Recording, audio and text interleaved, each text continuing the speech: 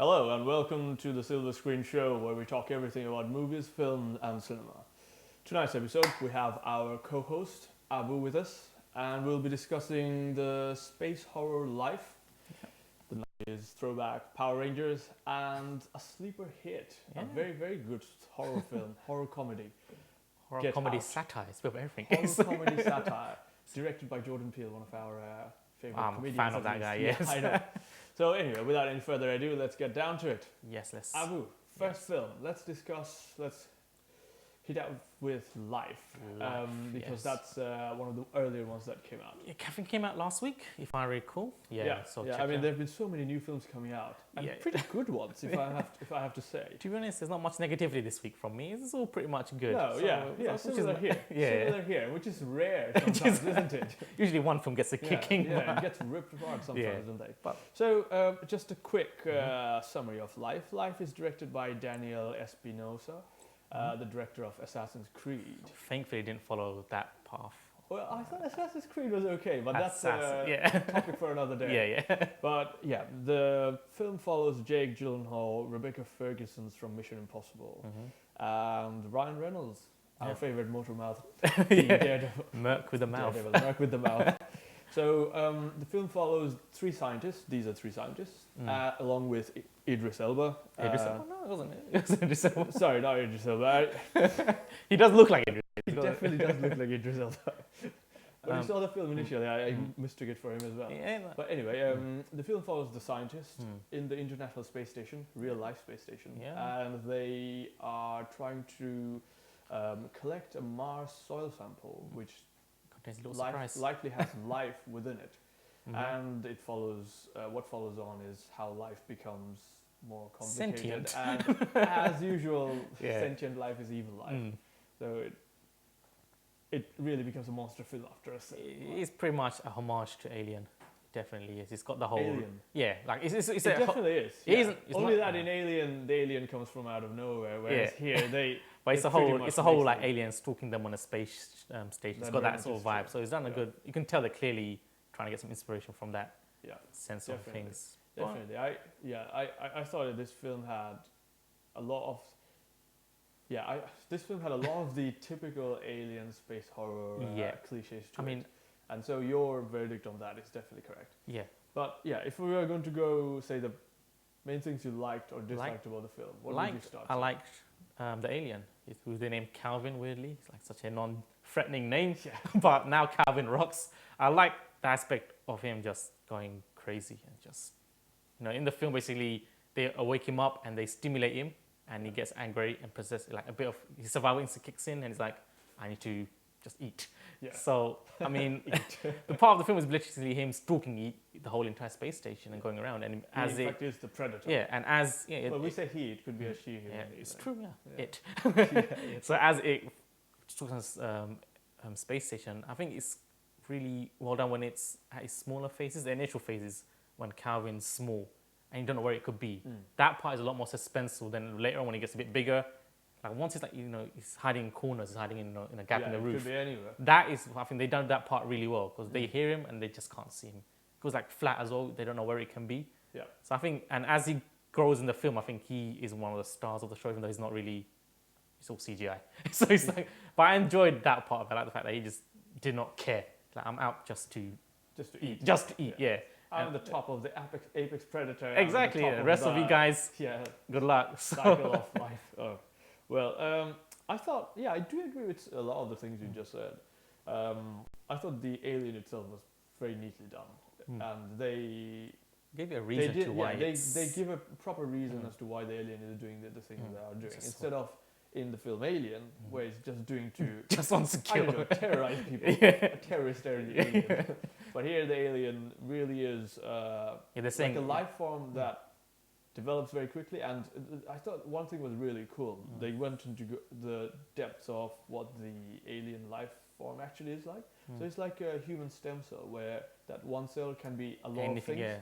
So in this case it's a muscle cell. the brain cell as well as Eyes. an eye cell. Yeah. So it evolves as Yeah. it learns and grows. It gets stronger and stronger. Which is why it makes sense that such a small alien can Mm. so quickly develop such a neural synaptic network. And I have to add, the film is surprisingly like graphic, which was It is very graphic. It was good, but it did caught me like, wow, I didn't expect it to be that. Like, it feels squeamish. Was it because of Ryan Reynolds? Everyone gets pretty much like, I'm not gonna spoil it, but obviously people do die in the film because the alien grows. So, but like the death scenes are very, very whoa. I did not expect that much, but it does make it a bit more serious, like, since this alien is not messing around. Yeah. This is a serious It situation. definitely makes it more real, doesn't it? Yeah, exactly. Makes it more real. Like, they just could have just died off screen or something. They but- easily could have made it a PG-13. Yes. I think the he died 15. somehow, and Yeah. they cut to the faces rather than show the person. Yeah, exactly. So, but I think things I didn't like is probably the mix of characters. I think they followed the wrong characters in the movie. So I'm not going to spoil who survives and who dies. That's but such an interesting I think way the of players thinking. that did survive to the end weren't really the best choice. Like, they're not really the ones I would have liked to have followed. Like, the other people probably were better candidates as a... Who could have been the main character. Exactly. I mean, one of them had like, a kid, like to go back to. I think, that's something I want to feel. Or one of the guys a lot more interesting. He talks a lot. He gives a bit more atmosphere to the scenes, and stuff like that. Whereas the ones that do end up, it's like, they really could have just chosen, because there's 6 of them on the station. So, it's just that. That's I feel very, that very wise. good. Yeah, I think that's a great insight. I think I agree with that.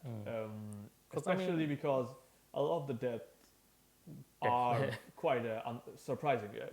Anyone could have died. Yeah. They didn't have to keep the people they Those kept group, yeah. alive. They only clearly kept them because they are the main characters. And Yeah. I mean, they don't really have any survival. They're scientists. They don't have any survival instincts. They don't have any combat experience. They can't, it's just like, they just survive because luckily Calvin didn't sneak up on them Yeah. when he could have snuck up on someone else. Yeah, But one thing I just realized, Calvin, is it not the name of the robot in 2001 Space Odyssey? I have no idea. To be honest, I cannot. No, it's Cal. It's Cal. Cal, it It's is. not It is Calvin. Cal, yeah. But I thought it was short for Calvin. It could be. And that's why it makes sense that Could have been a over throwback, here it's a villain as well. And I think what else? I think I had one more other thing to say. I think where it also did disappoint is the ending. Ending. Don't want to spoil it, but I could see it definitely coming. Don't spoil it. My brother said to me, "This is what's gonna happen," and it's like pretty much it did happen. And he was just like so you predicted. but even it's going to be like even before he finished, this is what's gonna happen. I'm like, yeah. And when it happened, we're like, oh, yeah, they just like it was just done in such a way that you could tell it's gonna happen. Yeah. They could have like executed in a better way to be a bit more like intensity to it. Not but I just don't that. I thought the ending was a letdown because the film could have gone many, many different ways. Yeah. And they decided to take it a way which is a very safe option. Like I've seen that kind of ending before. I've seen it in. They're basically setting up a sequel. It's sequel baiting. That's all they're Probably doing. did. In fact, speaking of sequel, I don't know if you know, this film is done by Sony. And Venom, Sony the also Venom, owns, yeah. Sony also owns Spider-Man, and there Yeah. were talks about this being the Venom prequel, but apparently it's not. So Conspiracy theories. yeah, will conspiracy theorize. theories always would love to conspiracy theorize. Yeah. But apart from that, I think one thing I didn't like was everything in the film felt very convenient. In the sense that all the plot points Just felt merged very together at the forced. perfect time. And like one happened after another. Oh, we don't have enough gas remaining. Not gas, the fuel remaining to operate the thrusters. Yeah. We don't have enough incinerator fuel to kill the thing. Yeah, we can only use 4 shots. Yeah, we can only go that way. We can only do this. And so, yeah, exactly. Yeah. So everything was very convenient, and they didn't take time for the plot points to move from one place to another, which in most films I would say is a plus, but in this film it felt very forced. Yeah, like that's one thing I thought fair enough. I didn't like. And that definitely affected the pacing of the film for me as well. Because in a film like this, you want to be very, very hooked to the characters. To be able to root for them to survive in a typical monster film. Yeah. Where in this film, the characters were very, very washed out, and they almost didn't look like scientists. I mean, if you throw back to Rebecca Ferguson in Rogue Nations, she's such a interesting character. Whereas here, just like she's just a. She actually had a character. Exactly. You could feel her personality. Yeah. Over here, it's just as logical as the typical Hollywood scientists go. Yeah. Like doesn't know emotion, only logical. Even at one point, she says, "I don't think this is even scientific, but I feel anger." Yeah. Like, of course scientists feel anger. What are you talking about? Yeah, it's not unscientific to feel anger. How Well, dare that's just scientists have silly, yeah. emotions? That just goes to show how, Yeah. like, typical Hollywood sensibility, that, Yeah. oh, scientists are logical people. Which is the throwback to, like, if the character was just a bit more stronger, I think the film would have been Yeah. probably elevated to a Yeah. better position, right? Yeah. Absolutely, yeah. which I'll And- probably say now in my review. Yeah. And one thing I have to say, a film called Life, Yeah. which you presumably think goes very deep into the meaning of life and why life in our planet means the same as life in Mars, in the sense that we're the apex predators in our planet, whereas in Mars, this guy is probably the apex predator. And when we two mix, life carries forth, and life just chooses whoever is the survivor rather Were than... you expecting that deep, thoughtful I message? definitely was. Why name it Life? Why name it Life? You could have named it anything else. You could have named it... Space monster. Yeah, you could have... Calvin. Yeah. Let's call it Calvin. Or Help Me or something. We call it Calvin, to be honest. Yeah, I or mean, Get Out. Even Yeah. Get Out. Get Out is a cool already name. taken. Yeah, and in that sense, I thought it was just... it just went the typical route of a monster horror in the third act. And it had nothing to do with life itself. So Yeah. I thought they should have named it something different. Fair enough. Yeah, So if you could sum it all up. If I were to sum it all up, I would say forgettable. Okay, forgettable. Forgettable. That is my one word. One word. Yeah, I don't need to. Like, I've already forgotten the other 3 words. Mine it's just like character. I think it's Lacked character. I think that's the only thing that's keeping, from my personal view, keeping it from being a really good film. They got the monster right. They got the whole feel right. It's just the characters didn't really care. Especially Jake Gyllenhaal. You know, you've Oh, I seen hate Nightcrawler, Earth. right? Yeah. Oh. You've seen Nightcrawler. Jake Oh, Gyllenhaal. actually, no, I haven't. You haven't? No. He's a fantastic actor. I'm He's just one of the going to photographer, say. right? Yeah, he's Yeah. a photographer, and he almost now makes his scenes to... Anyway, it's a different film. But Jake Gyllenhaal can act. He's a class actor. He really, really is a good actor, and especially good when it comes to narcissistic, obsessive, psychotic personalities. And this is just like, oh, hey, And this film is exactly that kind. He could have, I'm sure he would have been able to showcase it better had the pacing in the film not been so also, he off. hates life on Earth. They don't really explain why. He just hates it. Like, we just Yeah. have to accept it that he just Yeah. doesn't like. Yeah. Why? What happened to him? Did something happen? Exactly. But they don't explain that. That's very Yeah. good. That's another good observation. They don't go into the motivations of it. Yeah, they're like, I hate life back on Earth. I'm like, He why? just looks like a Something must have typical- happened to you Yeah. that makes you hate Earth. But He no. just looks like a typical depressed guy. Yeah. And I'm telling you, NASA or any space agency wouldn't just hire a typical depressed guy to go to space, Yeah. operate billion-dollar machinery. Yeah. In that respect, again, it doesn't look realistic to me. Cool. Let's move on. But yeah, moving on. Our next film is our 90s favorite superheroes, Power Rangers. Yes. Most of us have forgotten Power Rangers in terms of superhero, but always they be really there, don't were. They really were superheroes, though. Yeah. They were the superheroes who, like in the 90s, the TV superheroes. They kicked off all this, like, our fascination. They and Dragon Ball Z. Dragon Ball They Z. probably kicked off our fascination with superheroes. Yeah. So, But, I mean, it's good to but yeah. see. I mean, let's be honest. Yeah. The trailers, I was not expecting much from it. Like when the first trailers came out, like, do I really want a dark, gritty Power Rangers movie? Like, I mean, Power Rangers isn't usually dark. It's not great. It's a bit, over the top, fun. A bit of fights, mecha action. Yeah, it's That's a it. silly aspect Yeah. that make it work. Yeah, it's like It Transformers essentially, but better. But yeah, whereas this one's like, I didn't know it was a Power Rangers trailer until the end. I'm like, oh, that was Power Rangers? Like, what the hell? What was that about? So Exactly, yeah. In the end, that's only when they show their morphin. Yes. Morphin time. So my initial fears were like, okay, this is probably going to be too, but to be honest, it was a lot better than I thought it would be from the initial release. Yeah. So Which you was- went into the film I went into thinking, if it's good, expecting the worst. Like, Yeah, I with thought- the Zack Snyder. yeah, it was all dark filter, moody, grim, somber. But no, they actually did a really good job of building up. Because this like, hopefully they want to start this as a foundation to like more films. They've in fact got Of course, 6 yeah. films Oh, really? Oh, already yeah. written down. So like, if this one failed, then obviously the whole follow-on plan falls apart in itself. So. Definitely does. Like I said, I think this film did really well in the sense of establishing that core foundation. So, Okay, before we delve into the review, let me just give a quick overview of what the film does. The film follows 5 teenagers. Yeah. They're in a small town. Angel setting. Grove.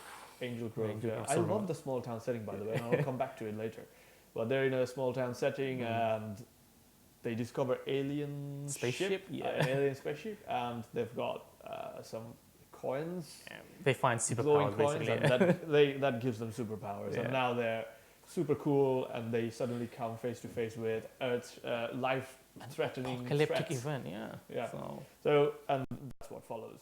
So, yeah, first off, I want to say that the characters in the film were fantastic. of course, I think, yeah, They're I agree. absolutely fantastic. It was a character-driven film, and the film, by the way, is directed by a guy called Dean Israelite, Okay. and he directed Project Almanac. That was a very, very similar film to this, where 5 or 6 teenagers, I can't remember, it's a found footage film, 5 or 6 teenagers discover an alien spaceship, and they go to the alien spaceship and they suddenly acquire superpowers. And their So lives changed. very, very similar. So Very the guy similar. knows how to direct one of these Yeah, films. It kind of Project Almanac was a pretty shit film. It wasn't as good, but this guy was apparently they must have won the he must have won the. So maybe he's like, you know what, I want to get some retribution here, and I think And to that respect, he does do some good to the characters at least, but there are some aspects in the film which obviously I lacks think in this tremendously. film, it's a very, like I said, it's a very character motivated film. The morphing action really takes place at the final third Not even act. the final third act, the final But I 10th think, act. so yeah, like it's very little morphing action to be honest in the grand scheme of things. So it was very important that the characters do mesh together. There's chemistry, and you feel for them. Otherwise, if you don't care about them, the whole film fails there and there. Absolutely, yeah. And I think what they do really well is the fact that they manage to make us care about all these people. Yeah. And because they're brand new, like none of these actors are big. Like, they're not massively big. It's not like bringing Robert Downey Jr. into Iron Man, which is like off the bat, it's a big name. Here they're all very low key actors. So for them to be able to establish themselves as a character really helps it out. Absolutely. Because what was I gonna say? Because it mentions like the inner strife of these people. They're not perfectly happy teenagers. Like in the Saturday morning show, they're just happy going to school, skydiving and doing all this stuff. Here they actually have problems of their own. So now this time we've got this whole, the war's gonna end in like a week. Sort yourself out. They're like, well, I haven't got my life sorted out. How am I supposed to go and save the world? Yeah, and every one of them, their backstories were not, I didn't feel them to be forced. No. And so they felt very natural and organic and very modern in the sense of how teenagers these days would have a backstory. Yeah, they also like do it in a way where when they do finally all, to say their true feelings, the conflicts, they do it in a way that it feels right, rather than something, oh yeah, by the way, my mom's dying at home. Like in Expendables, I don't know if you remember, Expendables 2, they have a scene where they're in the hotel, and they suddenly start talking about their... I'm trying to remember Expendables 2. It's such a it forgettable was film. it was like a memorable film, wasn't it? Goes to show. But yeah, that part stood out to me because it was so forced. Yeah, whereas this one, adrenaline junkie big guys would never talk about that. Suddenly it's open up with their deepest fears and stuff. Whereas in this one, it felt very natural. Yeah. So yeah, like for sure the best parts was the character, especially the Blue Ranger. Was it Billy Cranston? Billy Cranston. What's his name? Actually, now I forgot his actual name. I had it written down somewhere. Yeah, no, that guy is. Yeah, Billy Cranston's name of the character. He's actually a good actor. Yeah. He acts really well, and I don't know how much of the parts about him being autistic is from the directors forcing it onto them, or him playing them by himself. Because a lot of the time actors put on their own own spin on their roles. Yeah, own spin, own interpretation of what the character should be. So I thought this guy did things really, really well. And like his general actual enthusiasm really helps sell the role. Like he actually wanted to be a superhero. Yeah. Like that was like, oh man, I got this whole, now I have to do this. He's like, I want to be Iron Man. Proper like, you could feel it. Like he's the only one who's genuinely happy that he's got this, he's going to have this power and stuff. Yeah. So by far, I think, his name, if you probably want to let me look it up, because I think he deserves a shout out as well. But I think the others also did very well. Yeah. And on that side it was good, but on the downside I'd say the morphing action. You want to see the action, it's part of the film, and they kind of just shoved it right at the end. I mean, it was good when it happened. They had the music kicks in when the Zords come out, like, yeah, I'm feeling it. But you're like, I wish I had a bit more of that, like a bit more balanced, rather than it being right at the end. It's just and like the action itself wasn't much to speak for. It was just like shooting, and then problem. Yeah. How do we come across it? Friendship. Yeah, which is how it all works. But it's like I wish they did a bit more of that rather than like, because some scenes in the movie are a bit like there's no reason to have them in there. And they could probably put in more morphing time in that. But you know what? That's the way they wanted to go. They did it quite well in a sense, but And one thing else, I think, is like the final, there's when they combine to make the Zord. Like they were like, Megazord. yeah, so they were like really like building up that on the edge of the thing. They're gonna like fall into the pit. They fall in the pit, then like it just comes up transform. Like, no, I want to see them transform. The music and everything. They just like go into a pit, and then it just comes out transform. Like, no, I don't want to see. I want to see the whole. No, I know what you mean. The build up, like this, it wasn't there. Come on, man, you need to have that. The awesome moment when it happens. You have to give the fan service. Yeah, the fan service, exactly. I want to see like the more transform. Yeah. Most people going there would be fans. Of course, like children. It's either children or us 90s kids watching it. So I kind of wish they didn't make that. This is one of my little flaws I had. Is like I wish they really just showed it a bit more, hyped it up more than when fall into pit. Then probably just couldn't afford the budget for the CGI and just comes out. The CGI was actually decent. I would say the CGI was decent. I'm saying they probably ran out of budget to do that animation for the transformation scene, so just it took out of camera and just pops up all fully assembled. Probably, mate. Probably. And probably also one more chance, probably to Elizabeth Banks who did Rita. Elizabeth Banks. She looks like she really enjoyed playing that role. So she really did. She got into the screaming, didn't she? At the beginning, it's a bit weird. She's a bit like creepy, stalkerish. But at the end, when she's like full on like in your face villain, it looked like she really enjoyed it. And that's nice to see that actually enjoying the role and giving it all. She definitely gave it her all. I could tell as well. Exactly, really enjoyed. Like you can tell when you're putting it in your voice, or you're phoning it in, basically. Yeah, exactly. And those were good. By the way, the Blue Ranger, his name is R.J. Seiler. That's the one. I don't know if I'm pronouncing it right, but this guy is shout out to him. I look forward to seeing him in the future movies as well. I wish he was the leader because he's. I think Red Ranger is a Red Ranger. It's got to be the. No, I'm saying he was played by He was playing the Red Ranger. I wish he was. Oh, you wish he was the leader. Yeah. I think he's a bit like because he's on the spectrum, so he wouldn't be the most reliable.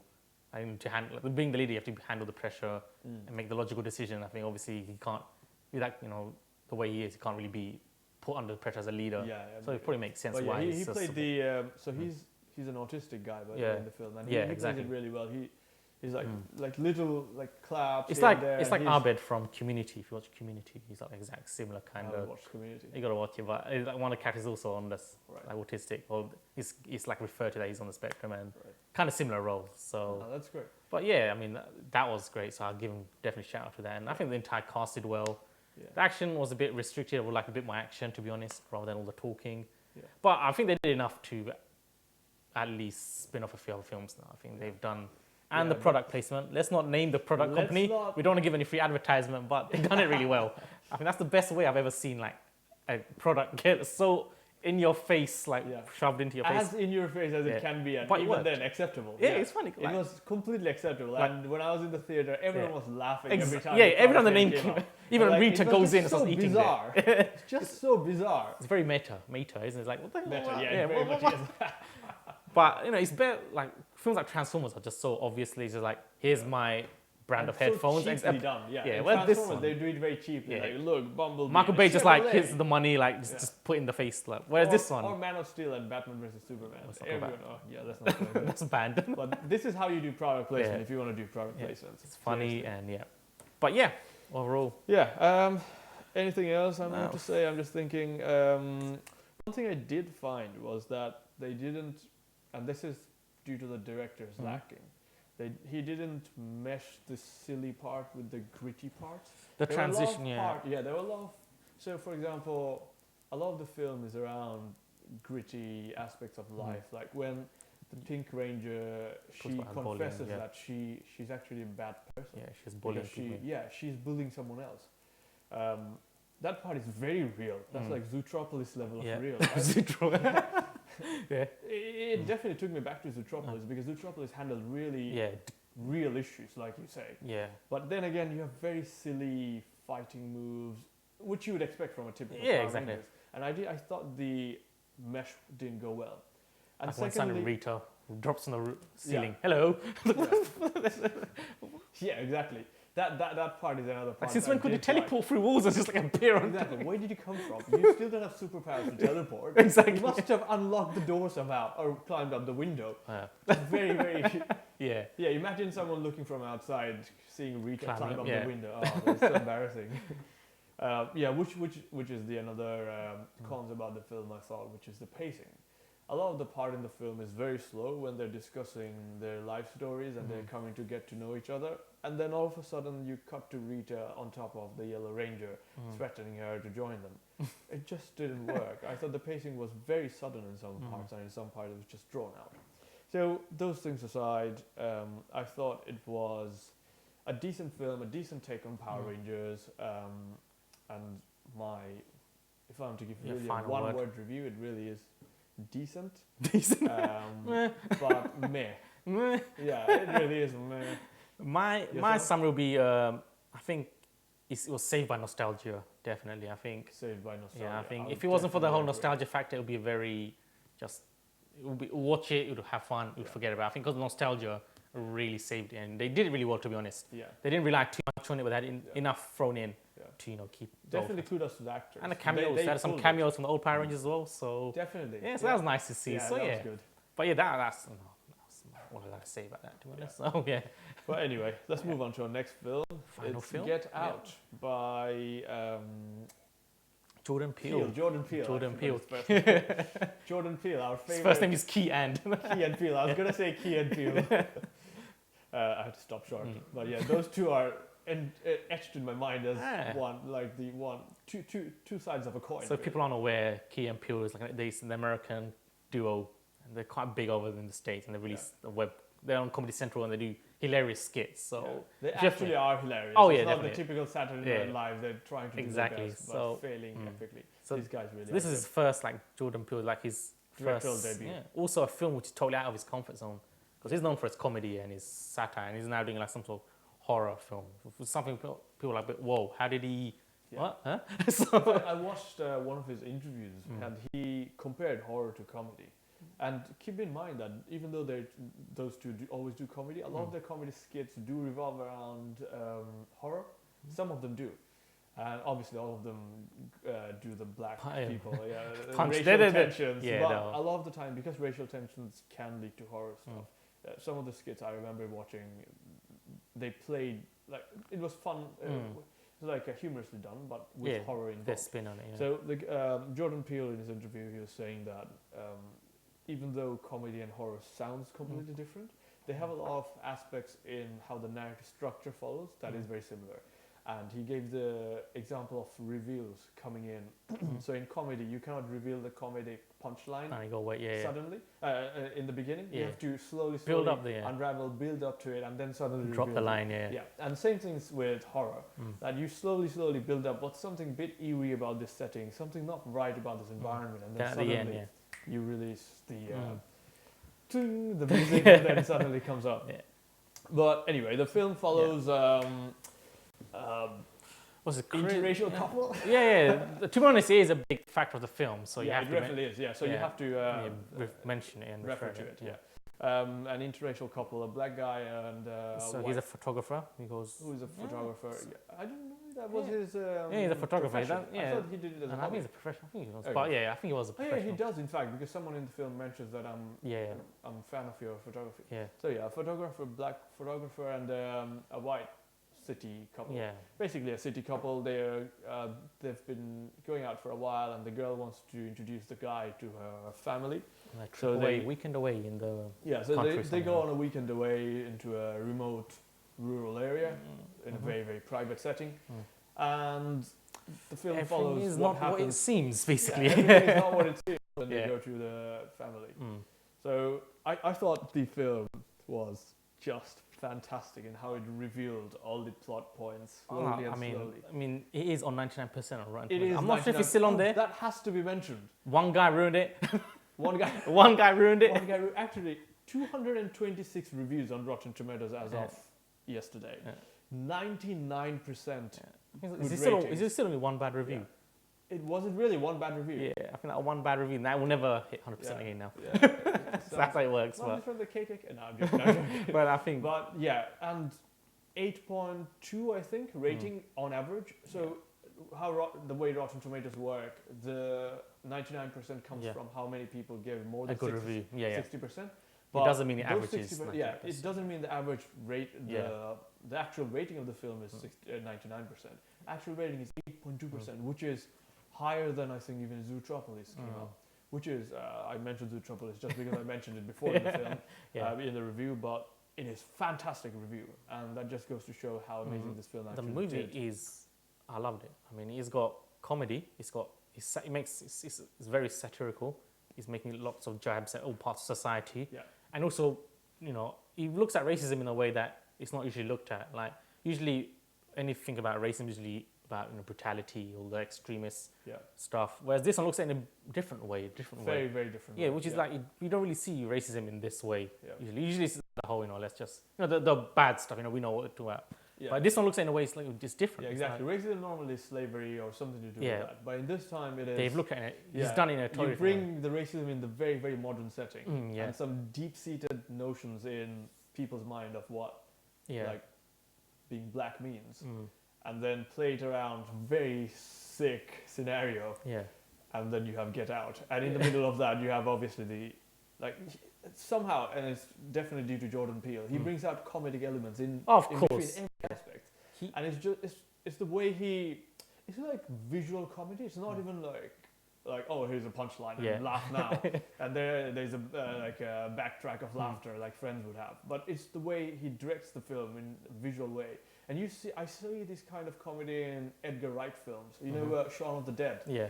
Or Hot Fuzz. Yeah, it's black humor, isn't it? It's like dark humor. Very much black humor, but so witty, and just. You can tell he's had a background in comedy. Like it all comes through, and like I said, you know, he looks into the. I don't spoil too much of the plot line, so I can't get too deep into it because you really need to enjoy it. Exactly. So I'm not going to go too much, but it does look into, like I said, racism in a way that it's not usually looked at, and it also like it's scary, but it's not like over dramatically scary. It's classed as a horror, but I wouldn't classify as a proper horror film. No. Something like A Cure for Wellness was a lot more disturbing. This was nowhere near as disturbing as that film. It's not Valak. No, it's not like that. So, but you know, I also give a shout out to his best mate in the film. Oh yeah. Lil Roy, I thought it was Lil Roy something, but he is like every time he came on screen, he stole it. Absolutely hilarious. The crowd, you know, burst out laughing, and he like I think he. You could actually feel that they were bros. Yeah, in real life, that connection really worked. And I thought, at the beginning, I was like, this guy might be a bit annoying, but by the end of it, he's the one who literally saves the whole day. Like, he's the one who figures everything all out. Let's not spoil it. Yeah, exactly. But he's like quite an integral player, and I think that really, you know, helps in that sense. I think he really did well. And shout out to my man. I can't remember his name. I didn't get his name. The guy who played the black actor. He's actually a British guy. Chris Kaluuya, I think his name is like that. Yeah.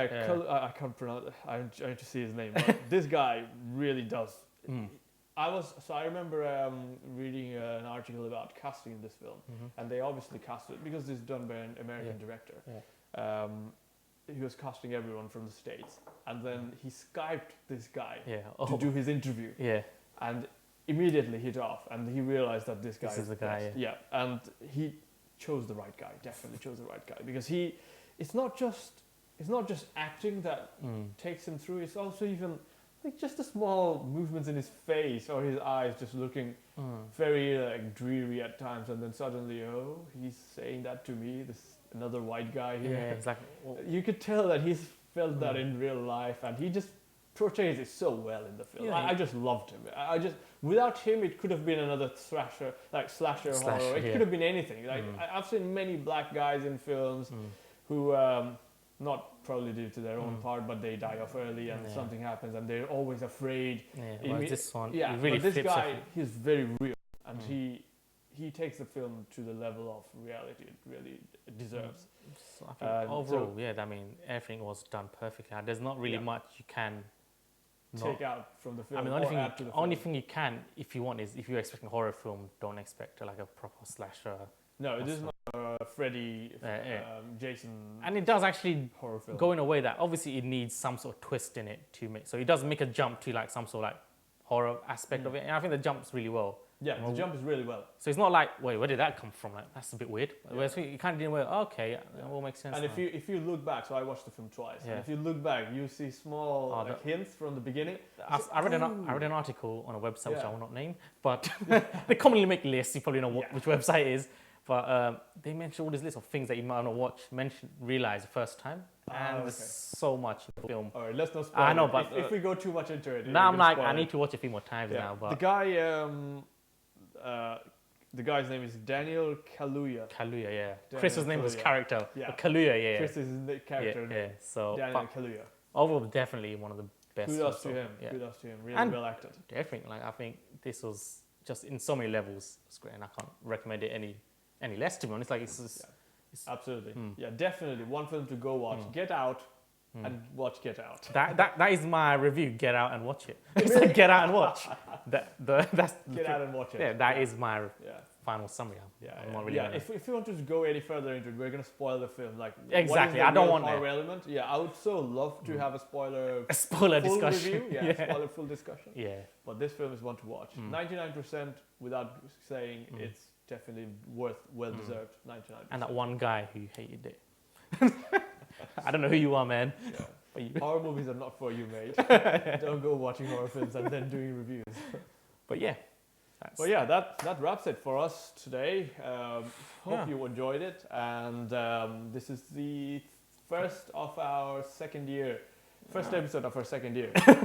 Episode. Yeah. And what a well-deserved 13th episode to have a horror film in it. And hopefully we'll be doing this a lot more regularly. So we're turning Yeah, out for the now, films. we'll try and do it every fortnight. Yeah. Abu and myself, and we'll hopefully have a new guest, a new co-host almost, Yeah. in our show the next time around. So Yeah. hope you